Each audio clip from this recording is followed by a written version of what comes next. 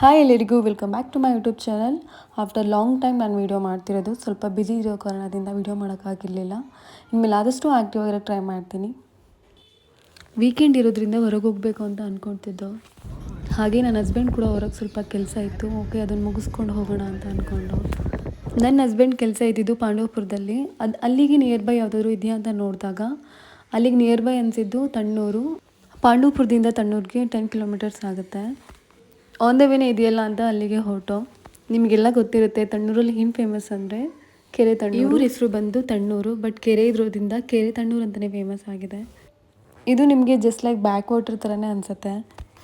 ಇಲ್ಲಿ ವ್ಯೂ ಕೂಡ ತುಂಬಾ ಚೆನ್ನಾಗಿದೆ. ಬೆಟ್ಟ ಗುಡ್ಡಗಳ ಮಧ್ಯೆ ಪೀಸ್ಫುಲ್ ಆಗಿರೋದ್ರಿಂದ ಎಷ್ಟೋ ಜನ ಫೋಟೋಶೂಟ್ಗೆ ಅಂತಲೇ ಬರ್ತಾರೆ. ಎಸ್ಪೆಷಲಿ ಫ್ಯಾಮಿಲಿಗಂತೂ ಡೇ ಔಟ್ಗೆ ಅಂತ ಬಂದರೆ ಎಲ್ಲಿ ಮಾಡ್ತಿದ್ದ ಜಾಗ ಇದು.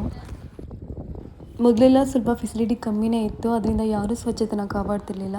ಬಟ್ ಇವಾಗ ತುಂಬಾ ಚೆನ್ನಾಗಿ ಡೆವಲಪ್ ಮಾಡಿದ್ದಾರೆ. ಅಲ್ಲಲ್ಲಿ ಡಸ್ಟ್ಬಿನ್ ಕೂಡ ಇಟ್ಟಿದ್ದಾರೆ.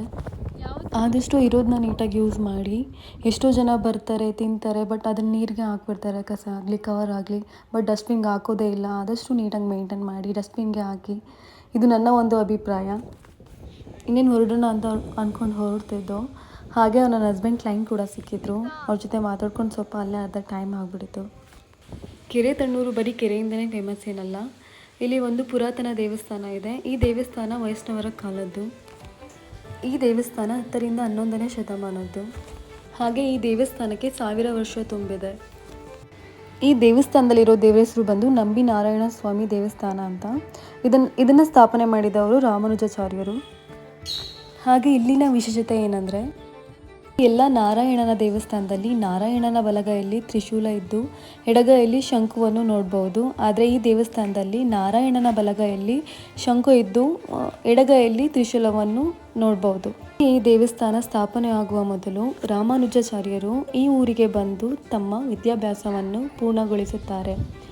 ಆ ನಂತರ ಈ ಊರಿನಲ್ಲಿ ಇರುವಂತಹ ಜೈನರನ್ನು ಸುಮಾರು 1500ಕ್ಕಿಂತ ಹೆಚ್ಚು ಜೈನರನ್ನು ವೈಷ್ಣವರನ್ನಾಗಿ ಮುದ್ರಾಧಾರಣೆ ಮಾಡಿದ್ದಾರೆ.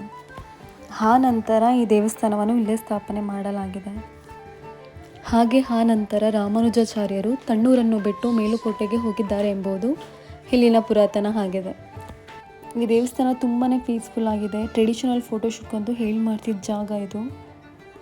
ಈ ದೇವಸ್ಥಾನ ಬೆಳಗ್ಗೆ 10 ಗಂಟೆಯಿಂದ 2 ಗಂಟೆಗೆ ಓಪನ್ ಇದ್ದರೆ ಮಧ್ಯಾಹ್ನ 3:30ಯಿಂದ 6 ಗಂಟೆವರೆಗೂ ಓಪನ್ನೇ ಇರುತ್ತೆ.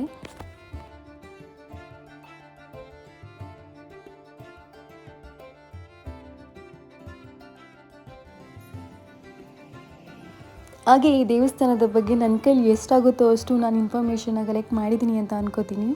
ಐ ಹೋಪ್ ಗಾಯ್ಸ್ ನಾನು ಮಾಡಿರೋ ವಿಡಿಯೋ ನಿಮ್ಗೆ ಇಷ್ಟ ಆಗುತ್ತೆ ಅಂತ. ನಿಮ್ಗೆ ಇಷ್ಟ ಆಗಿದ್ದರೆ ಲೈಕ್ ಮಾಡಿ, ಶೇರ್ ಮಾಡಿ, ಹಾಗೆ ಸಬ್ಸ್ಕ್ರೈಬ್ ಮಾಡ್ಕೊಳ್ಳಿ. Thank you.